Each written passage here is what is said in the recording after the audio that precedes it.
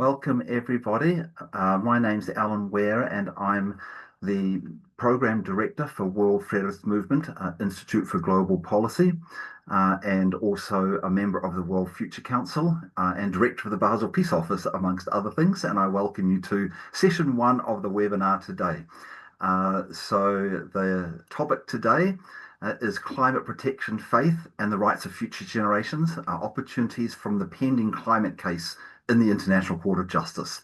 And as you all know, tomorrow, well, depending on where you are in the world, but tomorrow, July 23rd, the International Court of Justice, 3 p.m. in the afternoon, I believe it is, over in the court in The Hague, will be delivering its advisory opinion on the obligations of states with respect to climate change. So this is an exciting time and a very important time to be thinking about how to best use the decision of the court to ensure protection of the climate for current and future generations. So we have this event is organised by the World Federalist Movement Transnational Working Group on Interfaith, and also from the Mobilising an Earth Governance Alliance, and then with a number of co-sponsoring organisations: Australian Earth Laws Alliance, Basel Peace Office, World Future Council, the Impact Coalition on Strengthening International Judicial Institutions, SEVEN, which is the University of Amsterdam Climate Institute, and the World's Youth for Climate Justice. And this session, session one, is timed primarily for participants from Asia and the Pacific, although some of us, like myself, although I'm originally from the Pacific, I'm living in Prague in Czech Republic, so there are a few people coming in from Europe and other places as well, and some who may be also coming back for the second session, and everyone here is also invited, if you want to come to the second session as well. So, as I said, the topic is the International Court of Justice case on the climate, also looking at faith-based perspectives and those connections with international law and protection of the environment, and particularly protection of the environment, and looking at current and future generations. So there's a couple of themes that we're pulling together today in preparation for the decision tomorrow, and we will be expecting that the court will touch on these themes. Now, we don't know exactly what the decision of the court is going to be, but the court has this is the top court in the world. The International Court of Justice is established as part of the United Nations, as one of the principal organs. And it has a mandate to consider all sources of international law. So that's not just international agreements and treaties, but also customary principles of international law, practice, the teachings of the most highly respected, they call it publicists in the statute of the court, which is experts in international law.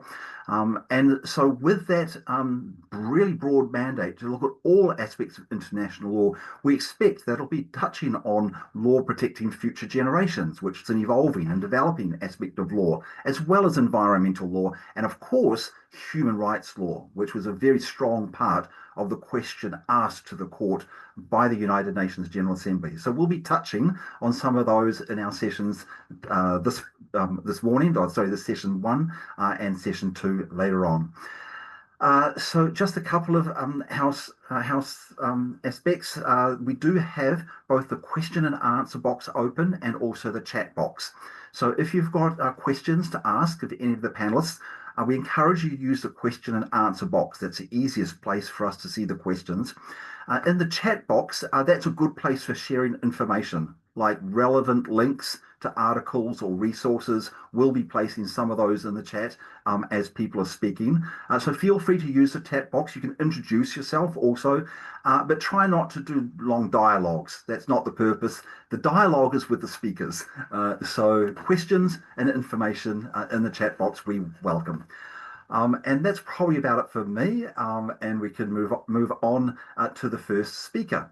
And the first speaker is Vishal Prasad from Fiji, who's the director of the Pacific Island Students Fighting Climate Change and a core team member of World's Youth for Climate Justice.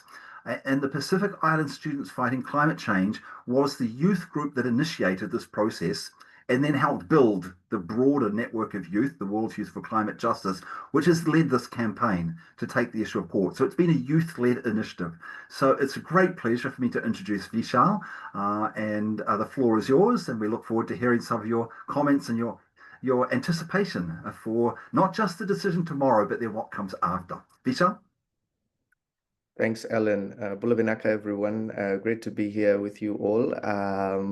Very exciting moments, I think, a day before the advisory opinion is set to be delivered. And it takes us back it's been a 6-year long journey for us to get to this place. This campaign began in 2019, as Ellen said, by a group of law students at the University of the South Pacific. It was by 27 law students who were asked the question about how can international law serve as a vehicle to advance or address the climate crisis? And one of the most ambitious ideas that came about to the students at that time was, why don't we ask the world's highest court to issue an advisory opinion on this matter? And advisory opinions in the past have been very instrumental in solving or in providing clarity on some of the biggest legal issues of our time in the past. And so it should do the same for climate. Um, and so the journey began, and we knew that to get to the ICJ to this point, it needed we needed multiple stops on the way. So the first, of course, we needed a country to take this on board, and so we began writing to all Pacific Island governments, and then the first government to respond to say that they would be taking this formally on board was the government of Vanuatu, who have since then led this extremely wonderfully to the UN General Assembly, and then also to the ICJ. Following the approval of the Vanuatu government support on this, we then began taking this to the Pacific Islands Forum, which was the regional forum in the Pacific. And then from there, we started gathering support. And so working alongside the government of Vanuatu, civil society, allies, and young people from around the world, we were able to take this to the Pacific Islands Forum and get the initial 18 state endorsements.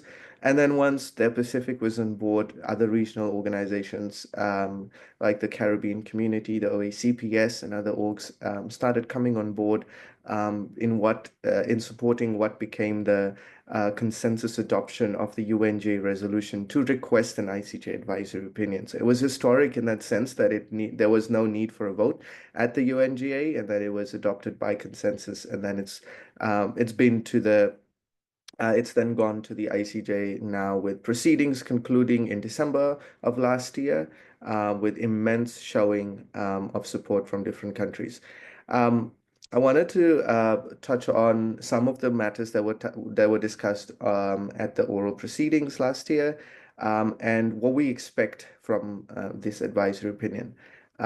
So at a baseline, we expect the ICJ's advisory opinion to deliver a clear and authoritative articulation of states' legal obligations to prevent, reduce, and remedy the harms of climate change, sorry, not just under climate treaties like the Paris Agreement, but also under customary international law, human rights law, and the law of the sea. In doing so, the court can affirm that climate inaction, especially by major emitters, is not merely a policy failure, but a breach of international law. This would empower vulnerable nations, communities to demand accountability, strengthen legal arguments in negotiations and litigation, and push for policies that prioritize prevention and redress over delay and denial. For us as youth from the front lines, the advisory opinion is not just a legal document. It is a chance to shift the balance of power and a chance to move from systems of oppression to systems of change. It can validate what we've been saying all along, that the climate crisis is a matter of justice and not just carbon.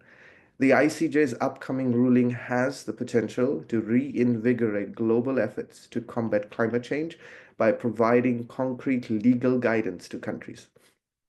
In doing so, it can strengthen calls for climate finance, support for adaptation, protection of human rights, and fairer global governance. It offers a foundation to build a better future on, one that's not dependent on political will alone, but is backed by legal principle. What we must realize is that when the ICJ issues its opinion tomorrow, it won't just be giving a legal answer, but it will be handing us a tool for justice, one that we can use in parliaments, in courtrooms, in negotiations to hold power accountable, one that we can build on to push for climate action that's not based on charity, but on law. But we need to ensure that the ICJ's opinion does not sit on a shelf, and so it must inform how the world negotiates emission reductions, adapts to rising seas, and funds the loss and damage already being endured. If states are serious about upholding international law, then the ICJ's findings must become part of the DNA of climate diplomacy going forward. Finally, for us in the climate justice movement, the delivery of this opinion marks the beginning of a new chapter. As mentioned, it provides the legal foundation to amplify our advocacy across the board and elevate the demands of frontline communities in every multilateral forum now with the backing of the law. It will be the compass the world needs to course correct. It will give new strength to climate litigation, inspire more ambitious national policies, and guide states toward decisions that uphold the legal duties to protect both people and the planet. For too long, climate justice has been treated as a moral appeal. Now, it will be backed by legal clarity.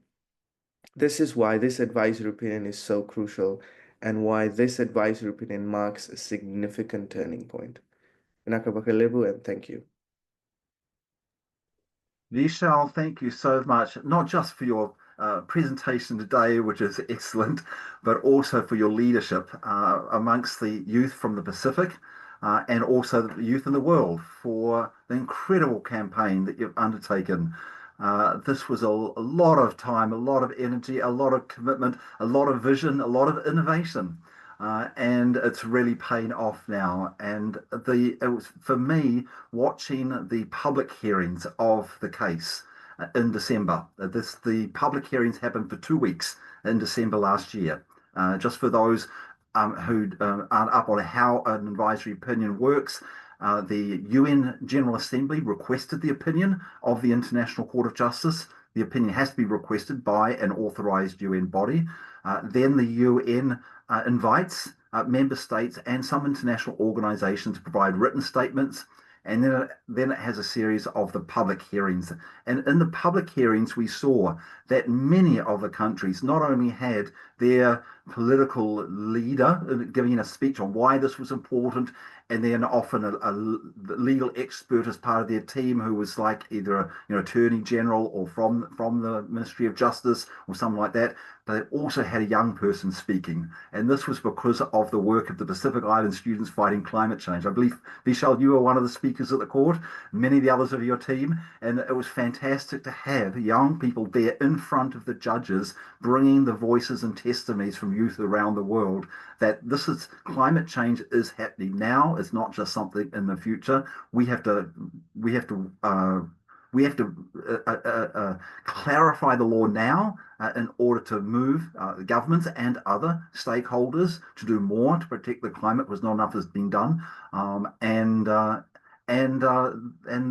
needs to be the attention to the damage that's already been done and the impact that it's been having. The public hearings were sort of fantastic to see a little bit of like what we hope to expect coming out of the court, because we saw so much of the law that was being put in front and the experiences have been put in front of the judges. There was a question in the chat, which we've just put the link to the World Youth for Climate Justice Handbook on what is some of the law that was used in the case. We'll put some more links in the chat later on, including to some of the presentations to the court, because some of them were so fantastic. And you see a little bit more of the law that was presented in there than was pulled together in the World Youth for Climate Justice Handbook as preparation. So that's just a little follow on. We'll have some more when it comes to question and answer. And again, thank you so much, Vishal, for that introduction. Now, our next speaker is Professor Emily Gaillard, who's an expert on the rights of future generations. But unfortunately, she realized that she's teaching at this very moment, and so instead has put a pre-recorded video of her presentation to us, which I'm going to share now.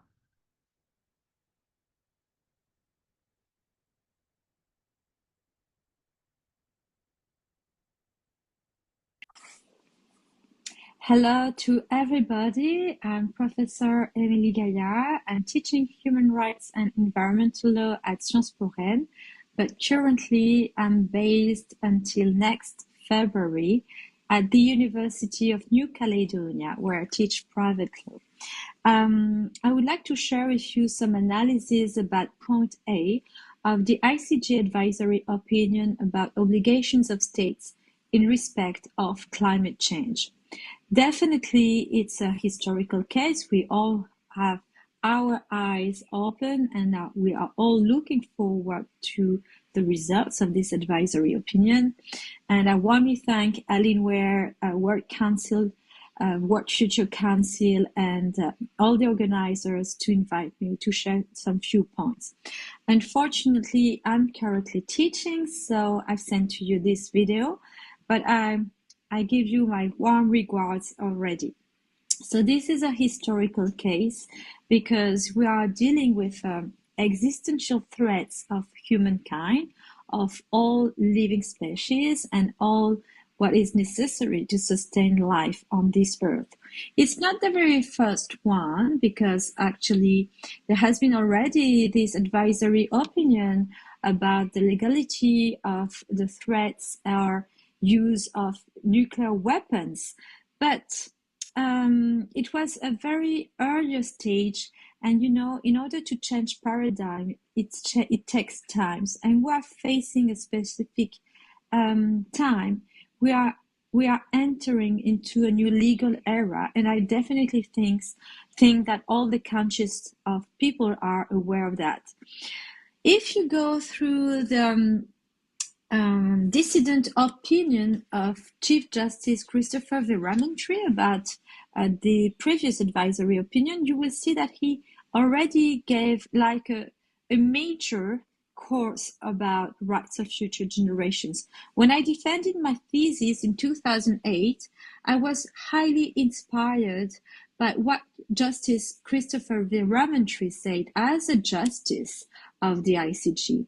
He explained what was existential threats. He explains also that to his point of view, there is one legal justice or one court in the world which has legitimacy to state about rights of future generations. And this court is definitely the International Court of Justice. So if you go through his dissident opinion, he said that there is no reason not to recognize rights of future generations, to his point of view, as long as you are threatening or infringing rights of future generations. The fact that they do not exist cannot mean anymore no protection.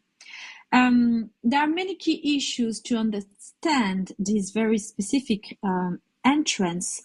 In my thesis, I defended two major principles, two basic magic principles, the principle of temporal non-discrimination, which means exactly the same. It is not because future generations do not exist that they shouldn't have any rights or any legal standing.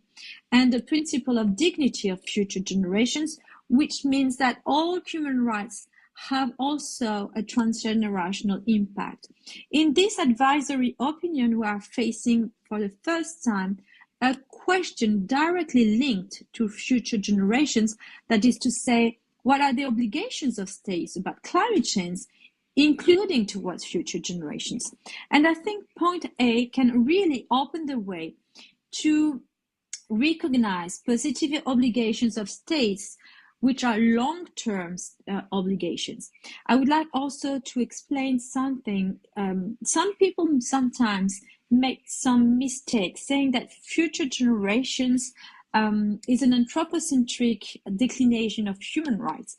But if you integrate the very long term in the analysis of human rights, actually transgenerational rights are also transspatial and transspecies. That means that it is interlinked to everything which is necessary to sustain life, and somehow it is related to what the Inter-American Human Rights Court recognized, that nature is subject of law. So it's the same dynamic of defense of the long term, of the perennity of life, the perennity of human beings is obviously interlinked to the perennity of what sustains life on Earth.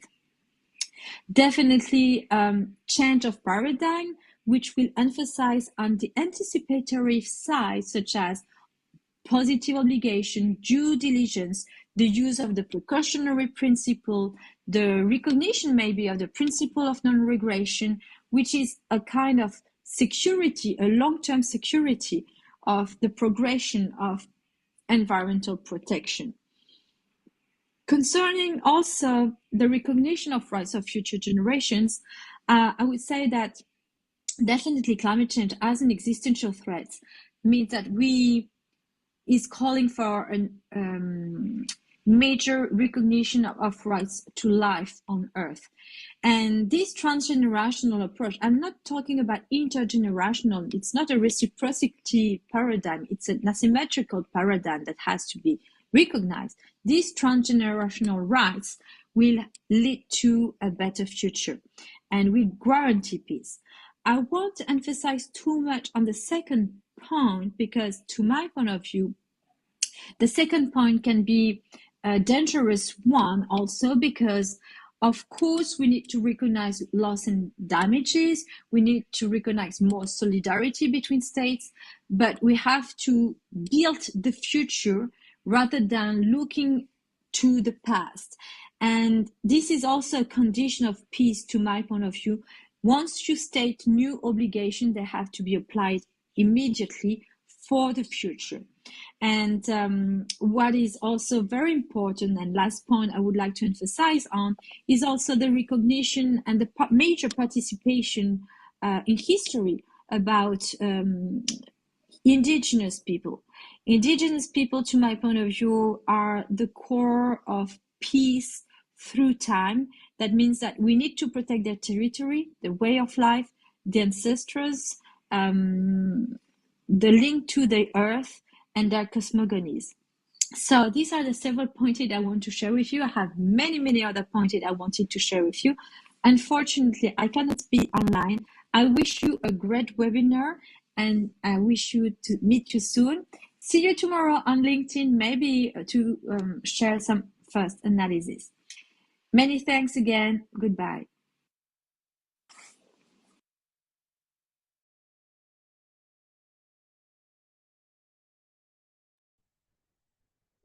So thank you to Professor Gaillard, and we look forward to following up with her afterwards. As she mentioned, she's very engaged in the case, and as you heard from the presentation, very much on the aspect of the rights of future generations.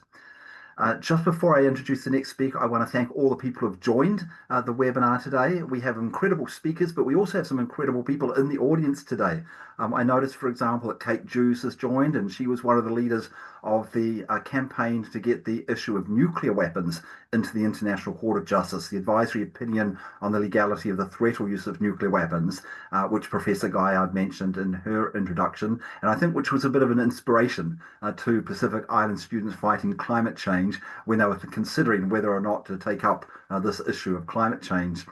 I also see Professor Tony Opolza is in the audience, and it was some of his, who's a lecturer in international law, environmental law and future generations from the Philippines, and some of his students were part of the initial efforts in the Pacific. And there are some other wonderful people in the audience as well. So thank you so much again for joining us.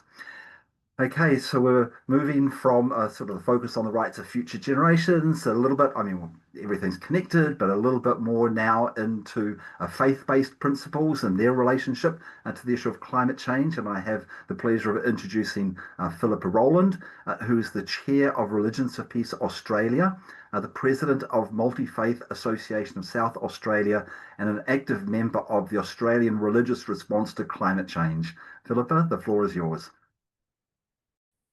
Well, thank you very much for having me here today. I think at the outset, I'm honoured and humbled to be joining you. And I'd also just like to say the comments I make today are my own, and they're not attributable to Religions for Peace or to the Australian Religious Response to Climate Change. So I take full responsibility. I'm on Peramunk, Kaurna land in the Adelaide Hills, and I'd like to acknowledge Aboriginal and Torres Strait Islander custodians who've cared for these lands and waters since time immemorial, and pay my respects to their elders, past and present, across the many First Nations of this land, now called Australia. I think as neighbours, we've got responsibilities to our community, to our world, and to ourselves. We need to reduce the threat of climate change to our Earth and future generations, as we just heard from the Professor, and commit together to reduce our emissions and support vulnerable communities. Today, I feel we're here to reflect on our collective ethical and practical obligations and responsibilities in times of escalating climate disasters. Tomorrow, we will hear the ruling on the global climate case before the International Court of Justice of the obligations of states in respect to climate change. I think the reality we face now is that climate change is now an existential threat. It threatens the existence of life. Sea level rises is now inundating small island states across the world, while storm surges are eating away at the edge of continents from Alaska to Australia. Australia alone has been hit by a rise of unprecedented fires, floods, and drought.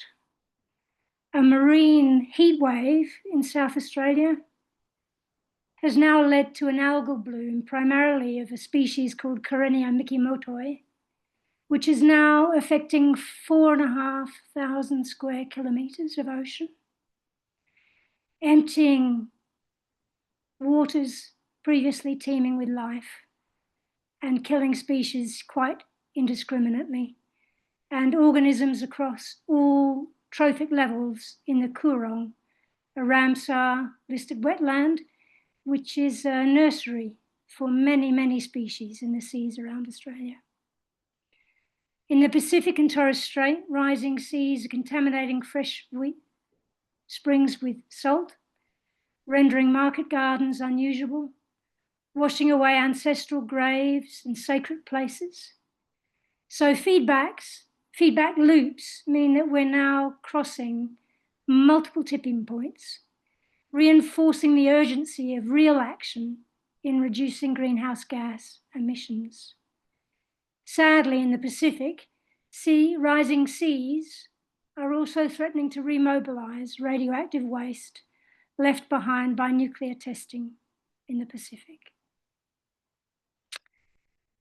In Australia, just a few days ago, I watched the Federal Court live stream as Justice Michael Wigney delivered his judgment on the Australian climate case, when Uncle Pabai Pabai from Boigu and Uncle Paul Kabai from Saibai called on the Australian government for swift climate action to protect the low-lying islands in the Torres Strait being inundated by rising sea levels. The uncle's case did not fail because there was no merit in their claims. It failed because Justice Wigney ruled that negligence law was not the appropriate vehicle to deal with climate change policy, which is a federal government prerogative. An appeal court may revisit the state of the law and recognise the duty of care claimed by the uncles, requiring an appeal to the full court of the federal court rather than judgment by a single judge who considered himself bound by the past precedent set by the full court. I was very moved because I note that Justice Wigney understood the interconnectedness between people and place. And he acknowledged, for example, that Uncle Pabai from Boigu loses his identity, his place in the world, his connection with country, culture, and his ancestors' graves if Boigu is no more. So from a Buddhist faith perspective, I acknowledge dukkha. There is suffering and a path out of suffering. Suffering has deep roots that we water with our greed and self-interest. Avarice, greed for money or power and fame, leads us to make decisions based on narrow self-interest. This is as true for individuals as for nations in our interconnected world. One antidote is to recognize and acknowledge interbeing, the interdependence of all life on Earth. Our human comfort, food, water, shelter are interwoven with the vast complexity of biodiversity on this small blue-green planet. Recently, Christiana Figueres shared the concept of VAR given to her by a New Zealand poet, Carlo Miller. VAR describes the relational space between two entities, between people, between islands, between nations. It's not empty, but a living, dynamic connection, directly shaping the well-being of communities, ecosystems, and relationships. In the Pacific worldview, the ocean itself holds great importance as a relational space where wisdom, power, and energy reside. I found this resonates with my Buddhist understanding of interbeing, the recognition that we're all fundamentally interconnected, part of the same web of life. To conclude, I'm just going to share two brief quotes, one from Mahatma Gandhi. There can be no living harmony between races and nations unless the main cause is removed, namely the exploitation of the weak by the strong. The second from His Holiness the Dalai Lama. Today, more than ever before, life must be characterized by a sense of universal responsibility, not only nation to nation and human to human, but also human to all other forms of life. Thank you. Philippa, thank you so much. And just to let people know that in the chat, there is a link to the Guardian news report on the Torres Strait Islanders case. And there's also a link to the interfaith appeal that was presented to COP29 on climate, faith-based principles, and it connects with international law. And in her presentation just before you, Professor Gaillard was mentioning Judge Weeramantry, and Judge Weeramantry, as well as bringing out a lot of aspects of rights of future generations in jurisprudence during his term as a member of the International Court of Justice, also in many of his opinions and his writings and information presented to the court, made connections between the key principles of the major faiths in the world and international law. And the connections between some of the ideas you were talking about, caring for the earth, which is really important, caring for the future. These are important principles of all of the major faiths. They're also what's been reflected in international law and hopefully taken forward, by this case in particular, this climate case. I think we'll be making, and I expect we'll be making, quite a lot of advances on building those connections between these principles that are held universally, whether or not you're part of a religion or it's more the principles of humanitarian law and human rights, which, as Professor Gaillard mentioned, is transgenerational. There's so many connections between these, which is why we're including faith and rights of future generations in our thinking about the decision of the court and then how we're also going to be responding to the decision. So thank you very much. That's a wonderful start to the consideration of faith-based principles, Philippa. Yeah. Okay, now we're going to actually continue with another Australian, and this is Dr. Michelle Maloney, who's co-founder and national coordinator of Australian Earth Laws Alliance, and is also on the steering committee of Mobilising an Earth Governance Alliance, and a member of the Earth Trusteeship Initiative, amongst other things. So, Dr. Maloney, the floor is yours. Thank you so much, Alan. And a huge thank you to you and other organisers for this event. And I really want to acknowledge Vishal and all of his colleagues in the really important work they did, making sure that climate change and the responsibility of nation states was brought to UN attention and then the advisory opinion requested. First, I'll acknowledge country. In Australia, we live in a colonial legacy legal system. I live, work, and play on the beautiful lands of the Cubby Cubby peoples, which is north of Brisbane in Australia. And I really want to acknowledge the remarkable governance and legal system of the First Peoples of Australia, groups of folks that I work with, and I'll come back to in a moment.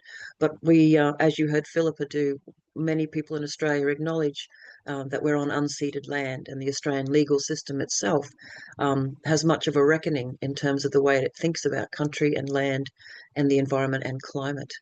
So I've got a couple of interconnected thoughts and reflections that both touch on some of the legal issues that we're facing and looking forward to seeing come down tomorrow, but also, as Philippa and others will talk about, the faith aspect of our own cultures.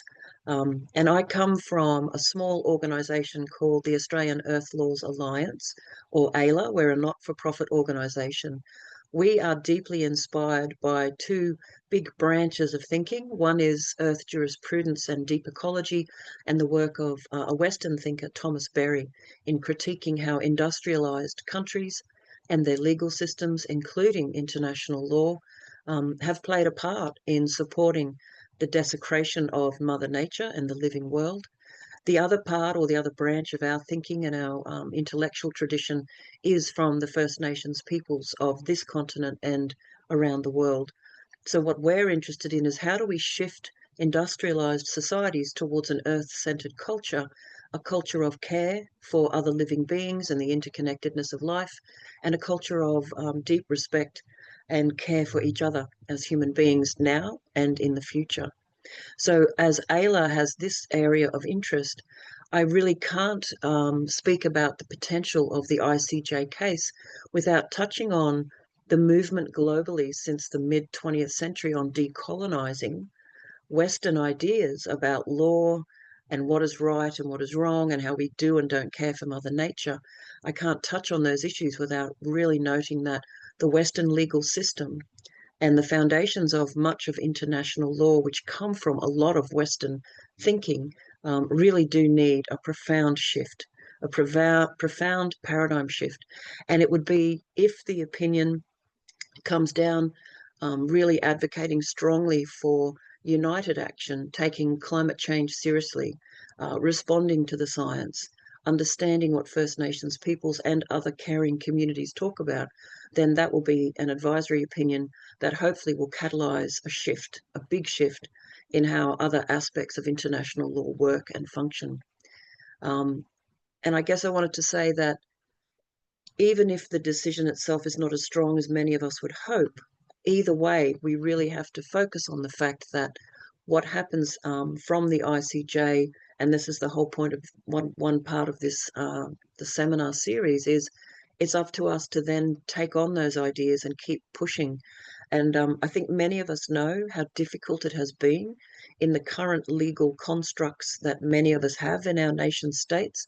It's very hard to challenge climate change. It's very hard to get the action that we want because our legal systems have really grown out of a pro-growth economic extractivist mode. So these are the realities of our economic and political systems that we're still continuing to work within.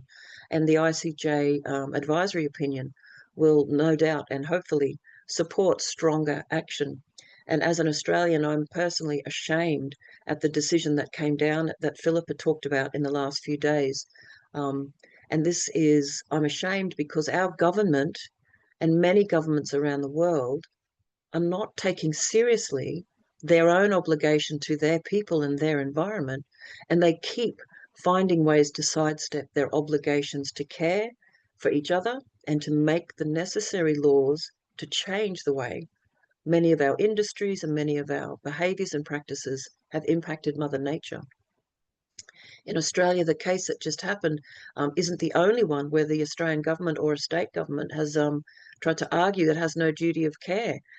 We had another case a couple of years ago where young people brought a case, and we were all very surprised that the court declared that the federal government had an obligation to care for its young people and to act on climate change. That was then in turn, overturned in an appeal, which many of us were just quite shocked that our governments could explicitly argue that they don't have an obligation to care for our future generations or current people. So, on the positive side, the kinds of things that we'll be all continuing to work on after tomorrow's advisory opinion, when we look at social, political, and legal actions and all of the kinds of things we can do, I noted this morning when I was going through some material that since the late 80s, early 90s, there have been almost 3,000 climate litigation cases around the world across 60 countries. Now, this is a tremendous body of work, much of which is led by civil society, trying to push for countries and corporations to act on climate change. If we had international and national laws that took climate change seriously, none of that litigation would have had to have occurred. Those cases are admirable and important, but such an amount of time that if our governments had embraced the change we need to make to care for our living world, a lot of that action could have been turned into real outcomes rather than people constantly trying to make our governments take action. So what I'd like to end on is perhaps the positive aspect of the work that I'm involved in. Alan mentioned that I'm really honoured to be part of MEGA and the Earth Trusteeship Initiative. Recently, many of us gathered for the Earth Charter 25th birthday party in the Netherlands, and just the inspiration of hundreds and thousands of civil society and government working people to try to make the shift to support the environmental laws and the climate change responses we must have now. Sometimes I look at the effort to create laws to support future generations, and what it will also do is inspire us to make better laws for the present generations. Also, I'm very encouraged by the international campaign to see ecocide recognised as a legal, as a crime, and also rights of nature, earth-centered and rights of nature laws are things that I'm very interested in. And even in my 10 or 15 years running this organisation, an explosion of recognition that the world is made up of living beings and our legal systems need to change. The industrialised legal systems need to change to respect that. So my optimism comes from that ongoing, remarkable work of people all around the world. But we still have much work to do because we do have many of the systems stacked against the kind of action that we have to take. So I'm excited, really excited, and hoping that this advisory opinion will be able to be a platform for continuing the work and ramping up the work at this urgent time. So thank you very much for inviting me to be part of this important discussion.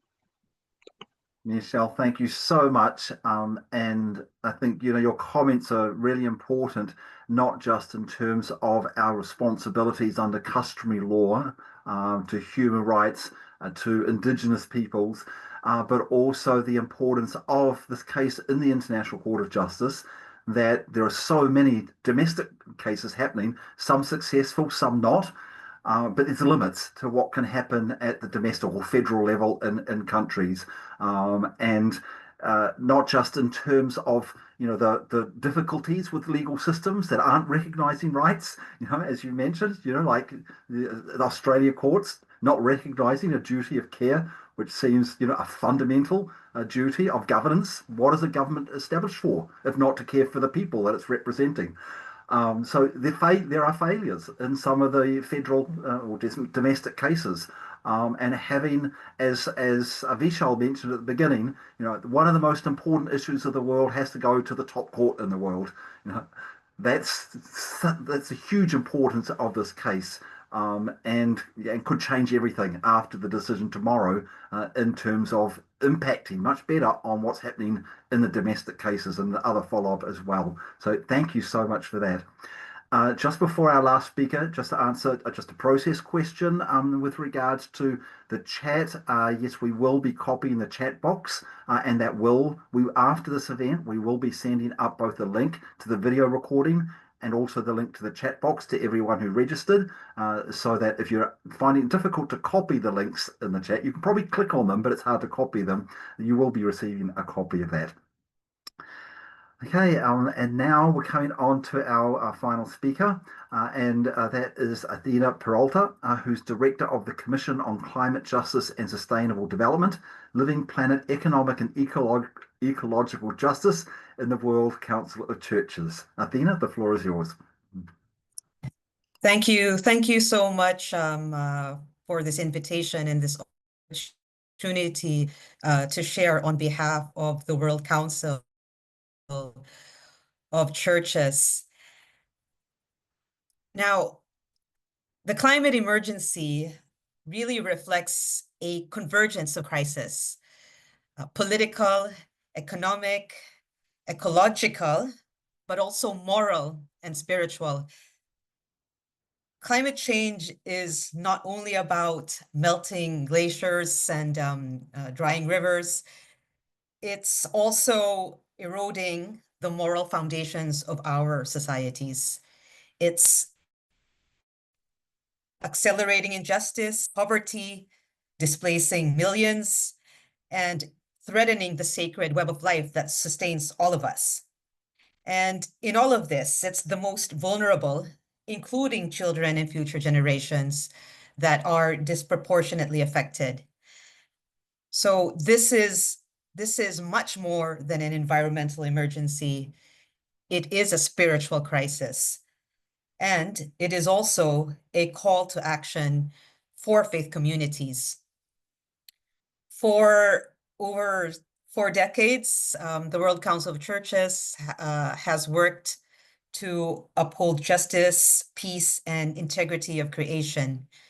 Churches have consistently affirmed that caring for creation is inseparable from the pursuit of justice, from the pursuit also of social and economic justice. The WCC was a pioneer in engaging faith communities in global environmental advocacy. We were there at the very first 1992 Earth Summit in Rio de Janeiro, which, as many of you know, led to the creation of the UN Framework Convention on Climate Change. And we have participated in every single UN climate conference.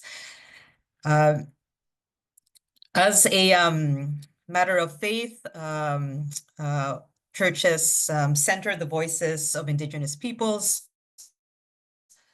of youth, and communities from the global South in shaping climate solutions and in calling for climate reparations. And although we have been deeply involved in advocacy for climate justice, particularly at the COPs, we recently have also been pursuing strategic litigation against corporations and governments that are complicit in climate disinformation, environmental harm, and violations of Indigenous people's rights. At our most recent meeting of our governing body in Johannesburg just last June, the World Council of Churches launched the Ecumenical Decade of Climate Justice Action, which we envision to be a coordinated and faith-rooted 10-year response to the climate crisis. This is a collective vision in which we see faith communities and churches contributing to dismantling what we call systems of ecological sin. This is a vision where we see churches becoming sanctuaries of sustainability and hubs of resilience. This is also a vision where we see theologies, but not just theologies, economies, public policies, and legal frameworks reshaped to honor the sacredness of all life. So, as mentioned, we are recently pursuing climate litigation. In December 2023, the WCC called on the International Criminal Court to consider legal reforms addressing the widespread impunity surrounding climate disinformation. So our submission to the ICC's forthcoming environmental crimes policy stresses this need to confront climate disinformation, but also its direct connection to ongoing fossil fuel financing. The WCC also supports the Fossil Fuel Non-Proliferation Treaty and recognition of the ecocide law, which was also mentioned by some of our previous speakers. But early this year, we also produced a resource titled Hope for Children. And this is a resource, a handbook that is offering legal tools to hold financial institutions accountable for their role in fueling the climate crisis. We see strategic litigation as a way of creating broader social and policy change. Even though we are not, legal experts, we see that that we have to be active as well in this field, recognizing that our advocacy efforts can be strengthened through strategic litigation. We have noted, for instance, that children and young people have brought more than 70 climate cases worldwide, grounded in the principle of intergenerational equity. We have also noted that it's important to focus on financial actors. We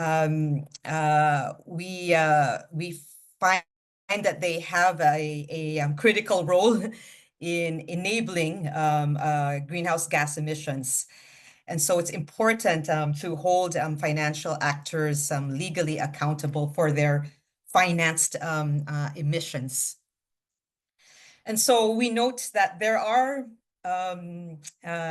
developments that are opening new legal pathways for climate litigation. And perhaps I could mention the general comment number 26 by the United Nations Committee on the Rights of the Child, which are also reinforcing the legal basis for climate litigation. And so these are developments that offer hope when it comes to climate litigation, but we especially look forward to the upcoming ICJ advisory opinion. And we pray and hope that it may recognize and uphold climate justice and the rights of communities that are on the front line of climate breakdown. I think I will end here. Thank you so much. Athena, thank you so much for joining us and for your comments. What is of particular importance, of course, all of it is important, with particular importance is your indication that we're not just looking at governments in terms of responsibilities. There are other stakeholders that are involved in the continuing fossil fuel economy, which is destroying the environment, and that includes the financial institutions that are financing it. It includes the fossil fuel companies and the corporations. And this decision, although it's been framed in terms of the obligations of states, it's actually not only about states' obligations. It's also, and that's what as we as civil society can ensure that the obligations laid down by the International Court of Justice also, will apply to other actors. Of course, the court directs the obligations to states because that's sort of the main mandate of the court. The International Court of Justice was established, to look at state responsibility and to resolve international disputes between states. But that doesn't mean that the law that it lays down doesn't apply much more broadly. And the court has, used its role in order to lay down principles of international law that are universally applicable, not just to the obligations of states. So it's really good that you've done that. We put in the chat a link to the Hope for Children resource, helping communities, particularly faith-based communities, to look at what possibilities for litigation with regards to the financial institutions in particular. It's a really excellent resource that the World Council of Churches has put forward. So a big thank you to you for that. And a big thank you to all of the speakers for the start, to the conversations, about how we're going to respond to the decision from the International Court of Justice tomorrow. Now, we have a couple of questions coming through in the question and answer box. We'll also check if there's any in the chat. We've got about half an hour for some conversation and questions. And the first one is to Vishal. So, Vishal, tomorrow the court's going to give its decision in The Hague. What are Pacific Island students fighting climate change and World Youth for Climate Justice going to be doing on the day, and how can people sort of follow what you're doing? Like, is there going to be press release or other events that people can hook into? Can they watch the hearings themselves? Once the decision comes down, is there going to be any guidance as to, how particularly the youth leaders are going to be responding to that? Give us a little bit of an idea of what's happening as the decision's going down, and maybe even if it's something after, if there's some event or follow-up that people might be able to join to sort of to keep involved after the decision from the court. Vishal? Thanks, Alan. Definitely, there's a whole host of things that's currently being planned for the delivery tomorrow. I think first and foremost, the delivery of the ICJ's advisory opinion would be live stream, so you can watch it online on the UN Web TV website, and it starts at 3 p.m. CEST. For those in The Hague, there is going to be a small solidarity demonstration outside the court prior to that, and there is a setup outside the court where people can join together to watch the delivery of the opinion together. And also there is a huge social media mobilization moment currently being planned. So if you'd like to get in touch with how you can amplify this moment on socials, you can get in touch with myself, and we can get you the necessary resources, tools, etc., to help make this moment a big moment on socials. We've got people that'll be, if you're not able to tune in, there'll be people live tweeting the updates as they come out. So you are welcome to follow us on on X, LinkedIn, etc. And the live tweets and updates on the ground would be coming to you very, very quickly from then if you're unable to join in. There is a press release and a press conference that's being planned straight after the release of the opinion, and this would be with our colleagues from the government of Vanuatu and others, and then also a civil society press release, and then a press conference as well. There is an event that's being planned the day after, so the 24th. That's at 5:30 p.m. Hague time. It's a hybrid event to kind of do a very high-level analysis of the advisory opinion, to unpack this advisory opinion. I can send you details of where you can register for this on the chat afterwards. But if you're interested in understanding more about the opinion and what's been discussed and what some of the legal experts and diplomats, ambassadors, etc., are talking about or thinking about, that analysis will be out on the 24th. We're also planning follow-up events and then a brief, etc., that will be coming out to people as we firm up the analysis of the advisory opinion, and what the youth perspective is on all of this in the coming days after the 23rd. And so for all of these updates, we strongly recommend either you could follow us on social media to get the most recent updates very quickly, or on our newsletters via website, etc. Yeah, that's all I think, Alan, for now. So, Vishal, thanks. You mentioned quite a few things. If you have links to any of those that you can put in the chat, that would be great. So people would be able to, find how join that event or get the release or things like this. So if you're able to put those in the chat, that'd be fantastic. We can also then in the follow-up share them with people. Thank you. Okay, we have now a couple of legal questions in the Q&A. I'll do the first one first, and maybe Michelle might want to start. Vishal, you might have some response to it as well. This comes from Rebecca Shute, and it's about sort of some of the precedent cases. While the recent Inter-American Court of Justice opinion does not have the power of stare decisis, which is precedent, over the International Court of Justice advisory opinion, are there positive lessons from the Inter-American Court of Human Rights opinion? I would add also from the ITLOS decision, the International Tribunal Law of the Sea, that we hope the ICJ may take on board.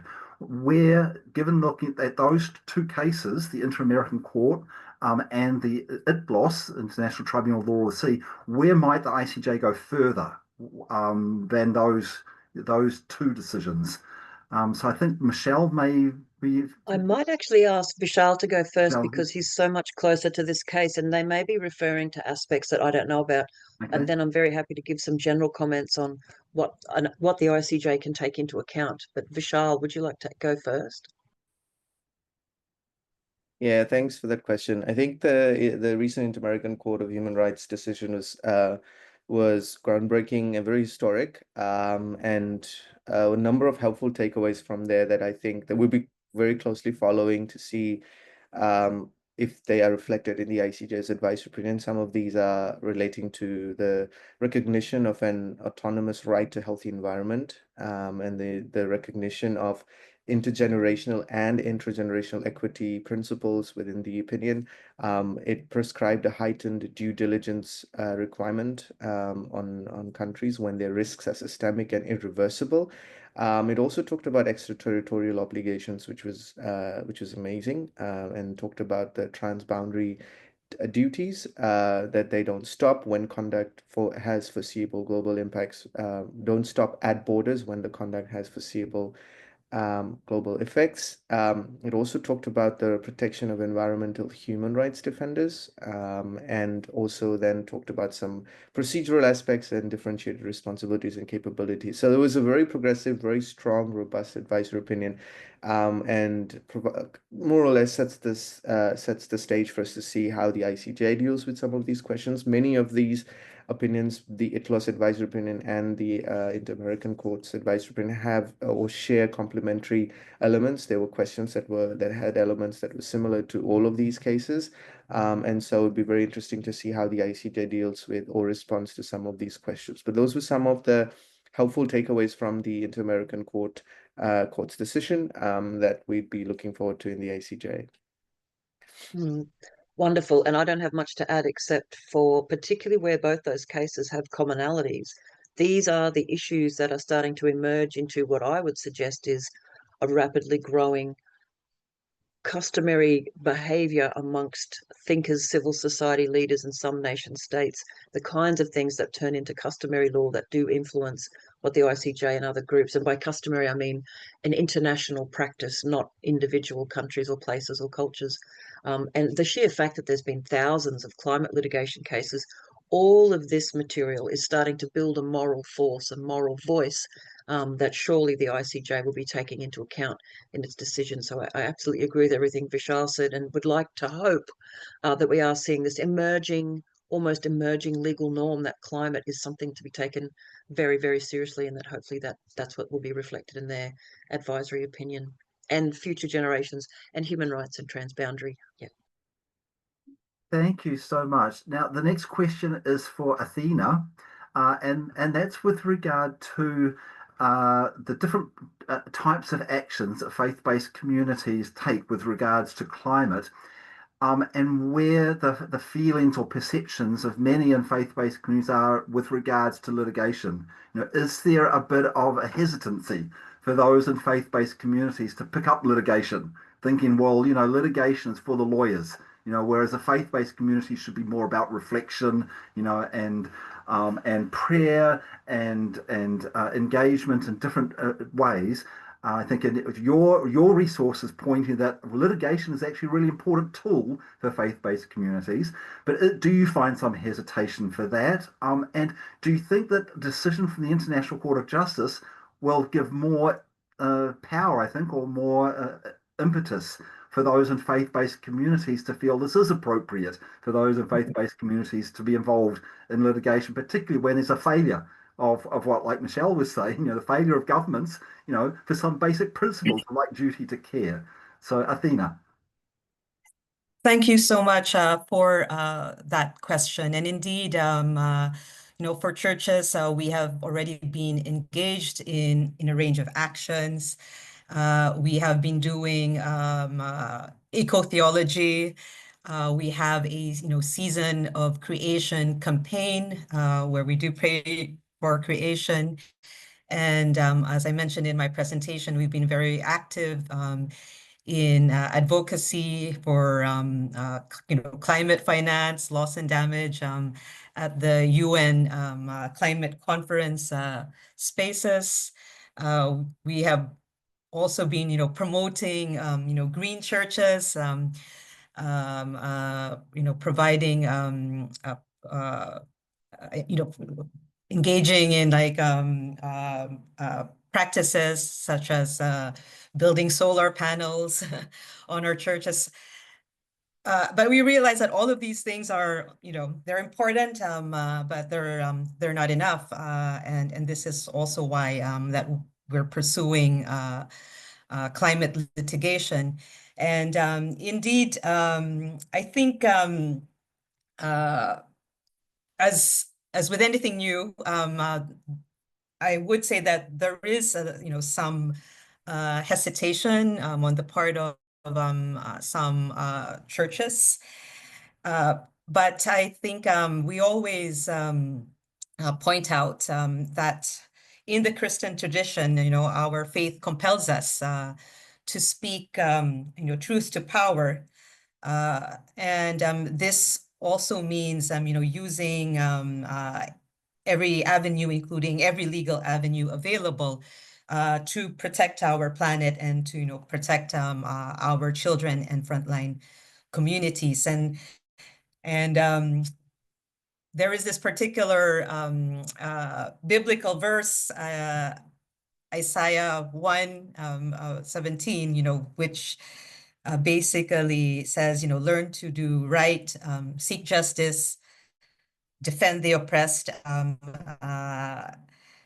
take up the cause of the fatherless, plead the case of the widow. And this is, a Bible verse that we also like to use as we, invite and encourage churches and faith communities to engage in climate litigation.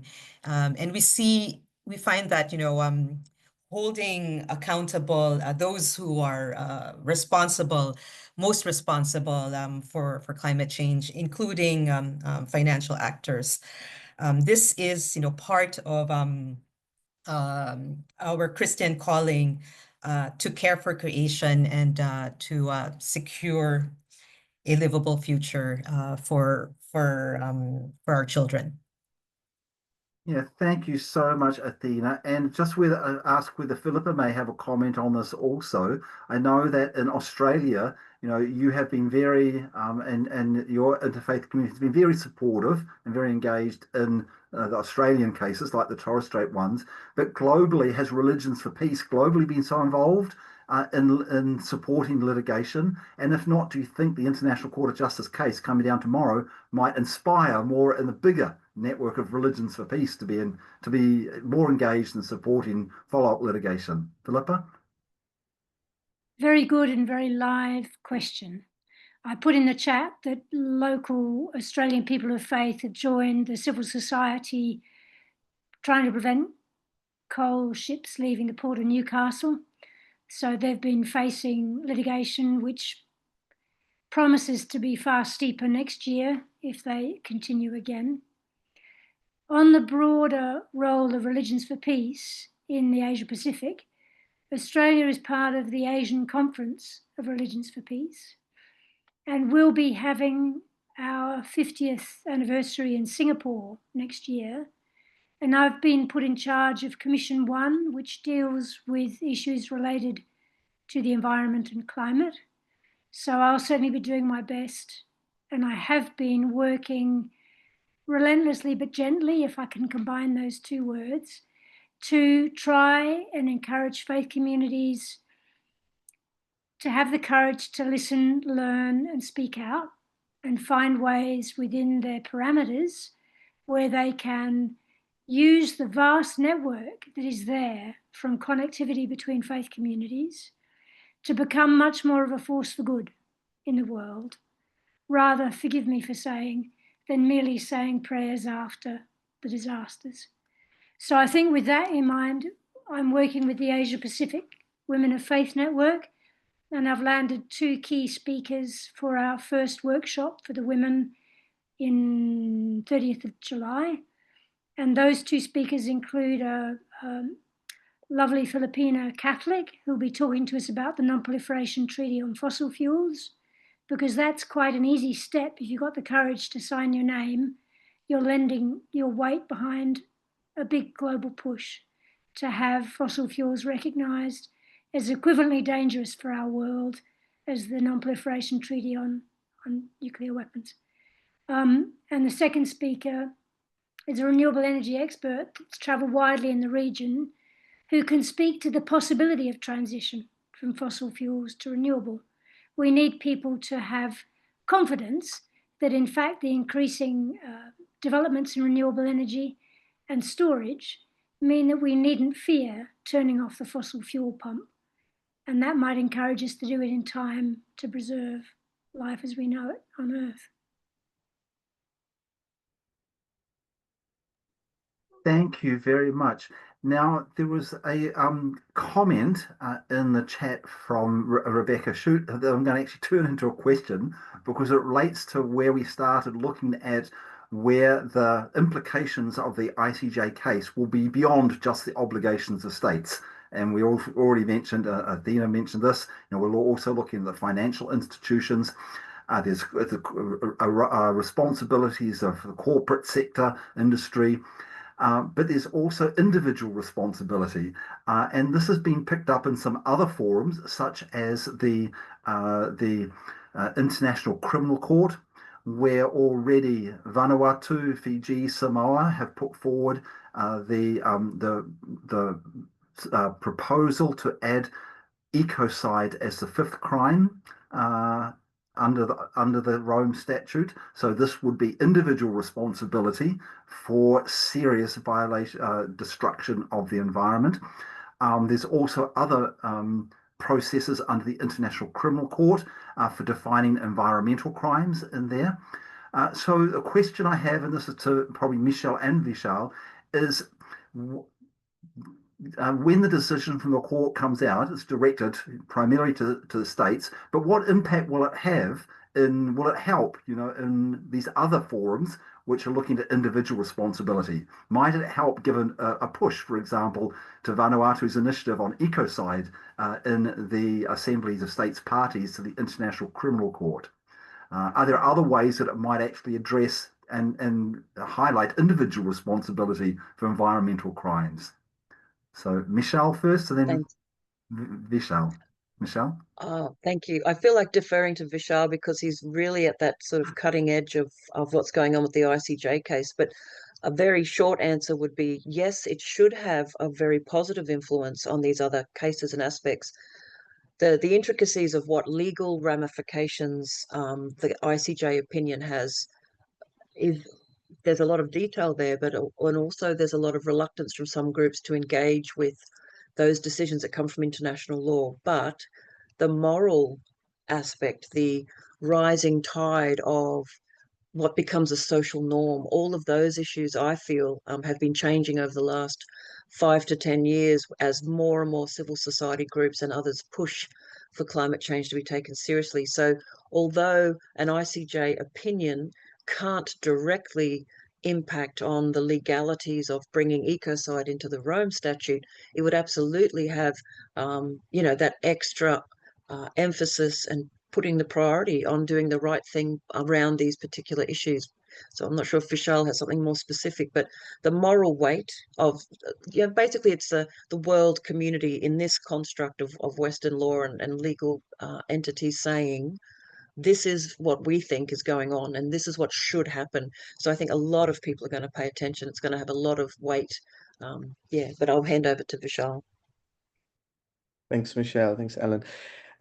Definitely, I agree. The positive impacts from this can be far-reaching and can have an impact on campaigns and initiatives like Ecocide, the Fossil Fuel Non-Proliferation Treaty, and as something we've talked about a bit earlier on the whole discussion around strategic litigation cases that's coming up, and more that can be spurred as a result of this ICJ's opinion. And something that I think from the ICJ's opinion that could be helpful for all of this is looking at some of the elements of the law that the ICJ would clarify. So one of the questions is the two questions that are asked of the ICJ help across the board. The first is on the legal obligations that states have under all of international law. So this is obligations that not just arise out of the Paris Agreement, but under human rights law, environmental law, customary international law, etc. And talking about, there was a huge emphasis around the conduct that's responsible for causing significant harm to climate change. And there's a lot of emphasis by many states on the ICJ clarifying this conduct. And the second question that comes in as a follow-up is, what are the consequences that arise for states that have not met these obligations by their acts or omissions? And I think the second question is essentially is the climate justice question, is at the heart of climate justice. What are the consequences for states that have failed to meet their obligations to continue to do that? And a response to that question, or legal clarity on that question, will have a huge impact across multiple platforms, including litigation at domestic level, at regional levels, potentially at Ecocide because of the law that's been clarified, and across multiple platforms. And so I think there's a huge potential for the ICJ's opinion to have an impact beyond just the world's highest court, but also across these parallel streams of work that's happening around the world. Thank you, Vishal. One of the questions actually was exactly about that, those two aspects of the question asked to the court. How do you see what might be the balance of this? Does one have more importance than the other? Are they both equally important? How will the response sort of come out from that? Will some parts be more difficult to implement than others? I mean, the second question looks very much at sort of the requirement for support, for financial and technical support and other support from the wealthy, should we say, to those who are most impacted, because it is poorer communities around the world that are the most impacted, and the wealthy who have gained the most benefit out of the fossil fuel industries. Is that going to be really, really, even with a decision from the court, is that going to be like difficult to implement that and get them to pay up, should I say? And how do you think this will play out, following the decision from the court? Do you think there will be more emphasis on one or the other, or do you think they'll be played out together? It's an interesting question, and something we've also been asking ourselves over the last few days as well.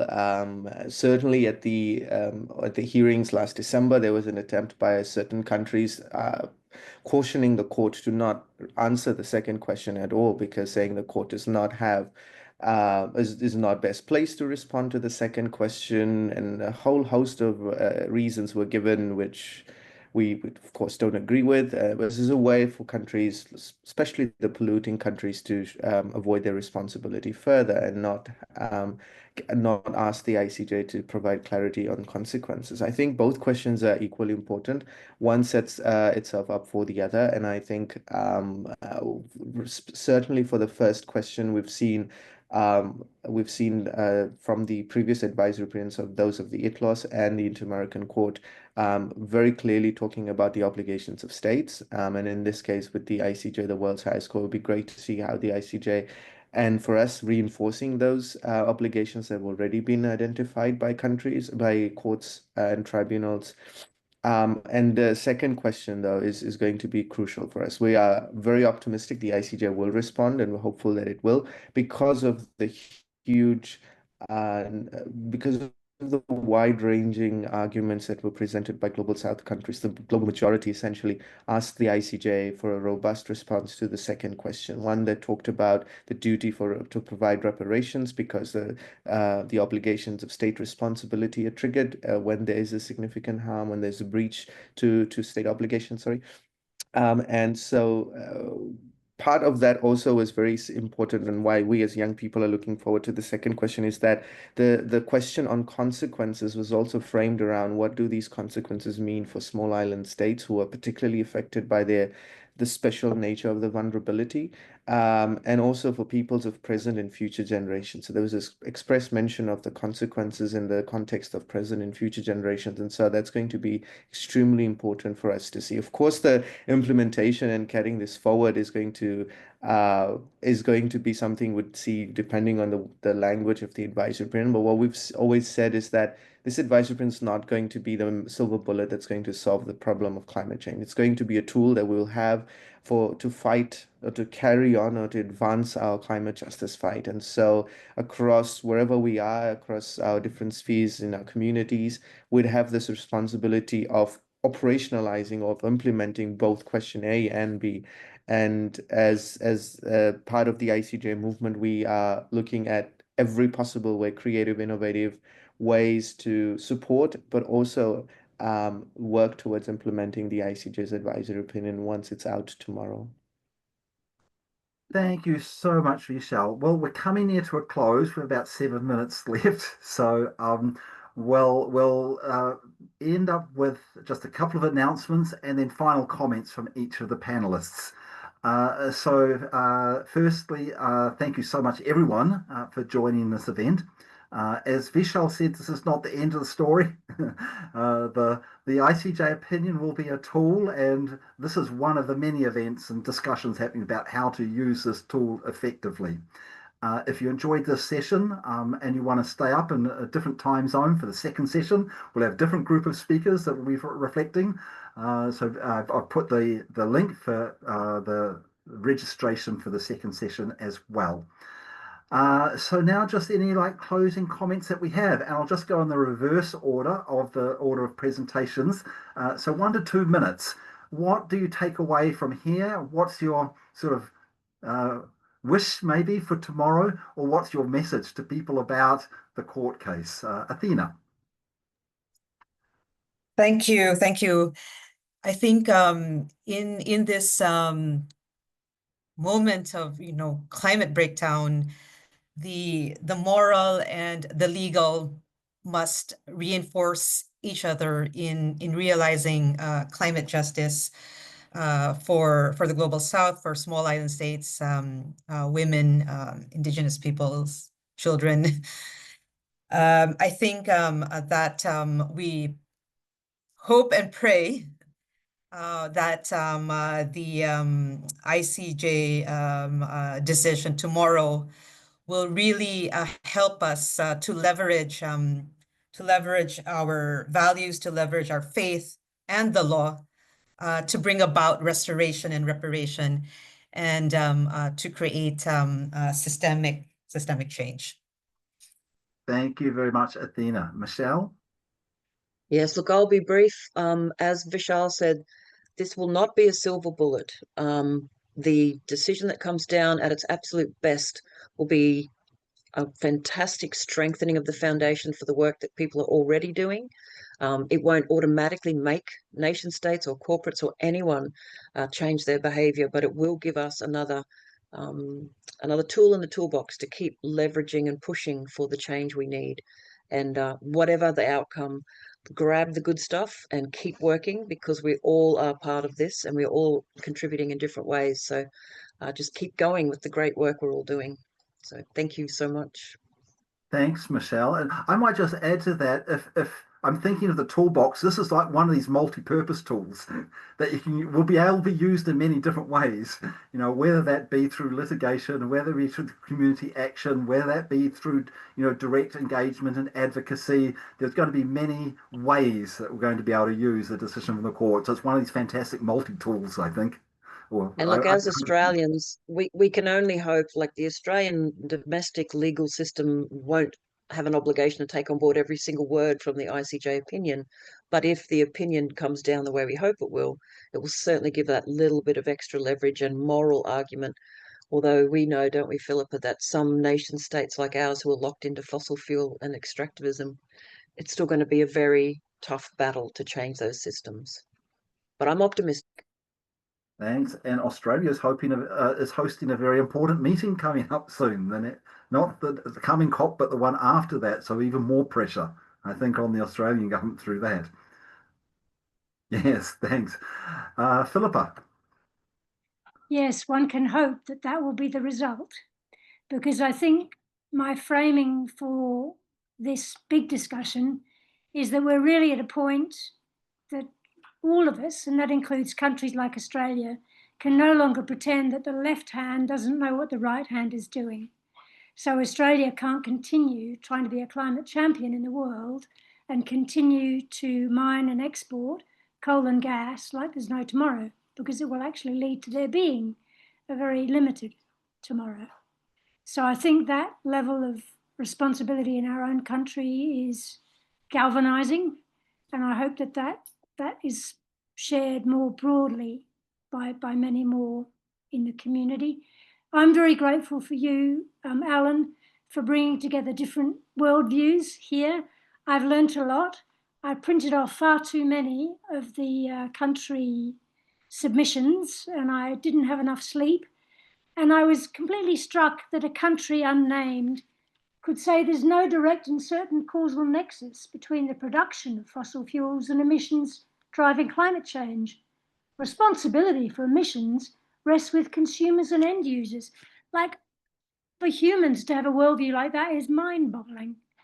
So can I just end? I'd really love to dedicate my participation today in the memory of Joanna Macy, who passed yesterday.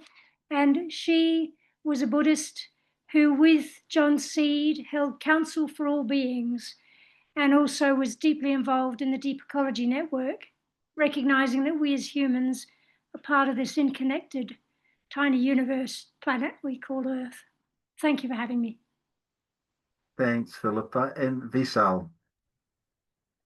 Thanks, everyone. Just final words. It's just words of gratitude and thanks for everyone for the support for this campaign. And as we get ready for the delivery of the opinion tomorrow, one more day away, I think we will once again count on everyone's support and everyone to look out for what the ICJ says for support in amplifying the opinion, and as we talked about, carrying the good fight forward after the opinion is released. So we're here to help support, and please feel free to reach out if there's anything we can do to support, and we'll be looking forward to a strong, robust advisory opinion from the ICJ. Thank you so much. Thank you so much to each of you for your incredible wisdom, dedication, and sharing these inspiration with us. Thank you, everyone, for participating. We're looking forward to keeping in touch. As we've mentioned, we will be sharing the video of this and the chat box with everyone very soon, within a couple of hours. We look forward to your further engagement. Thank you so much. And we dedicate this to the planet and to the people and the planet. We are connected with it, and that connection will take us forward. So thank you very much. Have a wonderful evening, morning, afternoon, wherever you are, and we look forward to seeing you again soon. Bye. Thank you. Thank you, Alan. Deep thanks, everyone. Bye.